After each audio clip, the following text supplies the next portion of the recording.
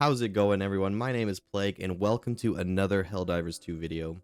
If you have been to my channel before, well then welcome back, and if you're new here, then I hope you find a reason to stay. If you liked the video, please don't forget to subscribe and hit that like button, as it would really mean the world to me. Now on to the patch notes.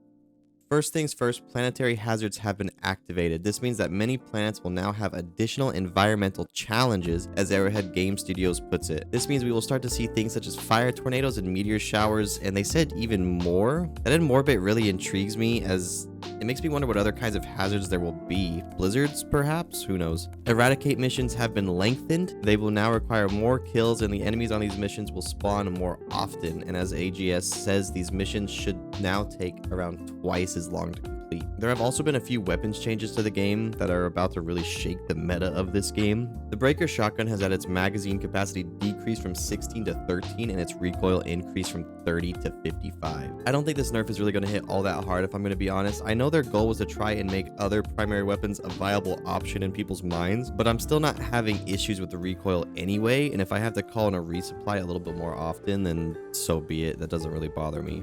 The railgun is the next on the list to receive some changes. Armor penetration in safe mode has been decreased, and damage against durable enemy parts has also been decreased. This will make killing enemies like the Charger and Bile Titans a lot harder with the railgun. It's going to force using the railgun in unsafe mode almost exclusively, in my opinion. A lot of people are really not happy with this change, as they believe the railgun was really the only option we had to effectively fight heavily armored enemies. The flamethrower is getting a buff. Its damage per second has been increased by 50%. I'm really hoping this makes it effective against larger targets, because I genuinely enjoy using the flamethrower, but it never did what I needed it to do against enemies like the Charger. The laser cannon now has increased damage against durable enemy parts, increased armor penetration, and improved ergonomics. The Punisher shotgun has had its ammo capacity increased from 40 to 60.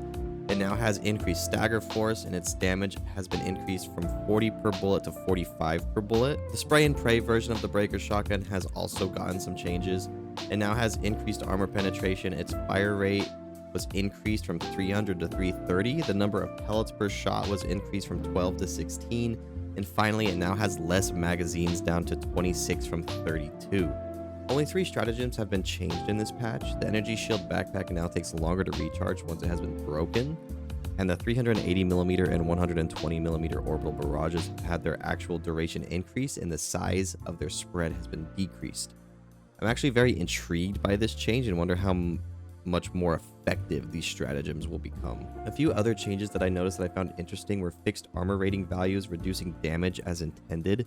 Now, I'm not positive, but I'm guessing this means that heavy and medium armor should be working properly now. They also mentioned that HellDivers now take damage from fire, gas, and other types of damages generated by other players. I'm curious about this one because I have very vivid memories of my teammates melting me with flamethrowers. And finally, my favorite change on this patch, HellDivers standing next to ICBMs during launch will get properly toasty, with the chance of not so spontaneous combustion.